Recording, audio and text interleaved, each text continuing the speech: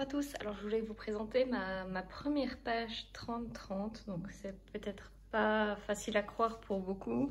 Ça fait des années que je fais du scrap et c'est la première fois que je vais vraiment travailler sur du format 30 x 30 complet.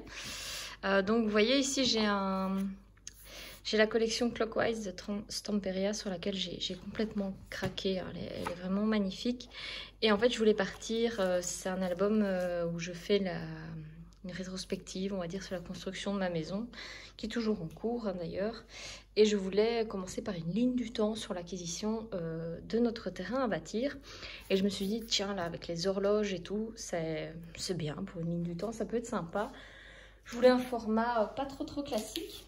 Et alors, j'ai trouvé, donc c'est trouvé dans mes stocks, j'ai trouvé ces deux papiers qui sont de chez Craft Sensation, donc les blocs que vous pouvez trouver chez Action tout simplement.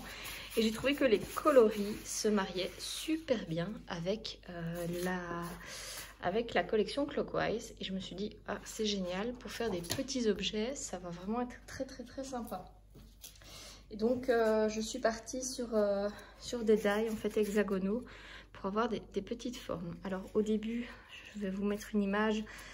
On était vraiment sur du ton sur ton et les hexagones ne ressortaient absolument pas de la feuille de papier. Voilà, j'avais trouvé du papier qui ressemblait, mais du coup j'avais un effet très fade.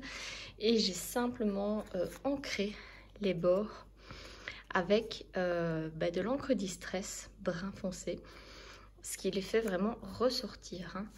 Et donc l'idée c'est vraiment de partir un peu comme ceci, pour se retrouver avec une ligne du temps où les moments en fait sont les hexagones qui sont les plus gros et les plus petits font, on va dire, la liaison.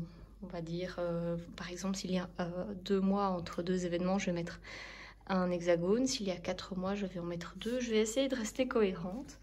Et j'ai simplement imprimé des petites étiquettes que j'ai fait simplement sur Word. J'ai choisi une police. Je vous mettrai dans la vidéo quelle police j'ai choisi. Et j'ai fait surligner en noir. Donc j'ai imprimé, j'ai découpé. Et je vais pouvoir coller la date ici sur mon hexagone. Et simplement écrire en une ligne, hein, assez courtement, qu'est-ce qui s'est passé à cette date. Est-ce qu'on a signé quelque chose? Est-ce qu'on a rencontré quelqu'un? Donc vraiment, ça va pouvoir être sympa. Alors j'ai aussi dans cette collection de die des petits hexagones vides que je vais pouvoir placer, j'imagine, comme cela. Donc ça va être tout un travail de décider comment je vais les placer et autres. Je pense aussi mettre du double face un petit peu 3D pour les faire ressortir. Donc ça, je dois tester hein, pour voir si ça donnera comme je l'espère. Alors j'ai simplement aussi imprimé, voilà, ici ça c'est notre petit terrain où se situera notre maison. Donc là aussi encre Distress pour vieillir le papier, mettre la petite image ici. Voilà, c'est rien de très compliqué, mais je ne pouvais pas mettre un gros carré blanc imprimé. Je voulais quand même mettre un petit plan de notre terrain dans cet album, donc je vais faire comme ça. Et je vais certainement imprimer encore un titre, le terrain. Comme ceci, mais en très grand pour mettre au-dessus, qu'on sache vraiment, voilà, c'est une page qui retrace l'historique de l'obtention du terrain à bâtir. Voilà, j'espère que c'est une vidéo qui va vous donner des idées. J'ai découvert dans une vidéo il n'y a pas longtemps une sorte de colle glossy qui permet de faire ressortir les objets, leur donner la 3D, et je pense que ça pourrait être très intéressant d'en mettre sur cette horloge. Peut-être sur d'autres objets, mais au moins sur cette horloge. Comme c'est quelque chose que je viens de découvrir, évidemment, j'en ai pas chez moi.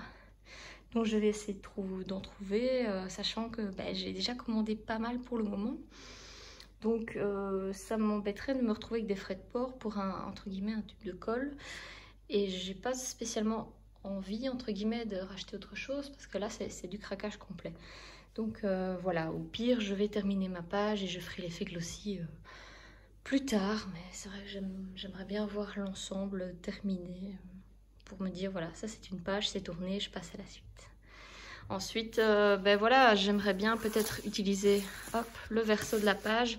Je le trouve, elle est sympa, mais peut-être ça ne se marie pas avec tous les thèmes. Et si je veux, entre guillemets, pas gaspiller, le top, ce serait vraiment de faire quelque chose sur ce verso. Donc à voir, à voir. C'est vrai que dans cette collection, vous avez aussi des petits cadres comme ça ici qu'on peut aller mettre. Je vous passe la collection rapidement. Donc bon, il y a des petits tags ici. Donc voilà, pour ceux qui aiment bien le style steampunk, le style un petit peu vintage aussi, enfin moi je craque complètement sur ces papiers. Et après c'est vrai que parfois je n'ose pas y toucher. Et voilà, ça c'est aussi le fait qu'on ne peut pas non plus, c'est des papiers qui sont fort chargés. Donc quand on met quelque chose dessus, pour que ça ressorte, il faut ancrer, il faut mettre du noir, ou mettre peut-être une ou deux photos, à voir.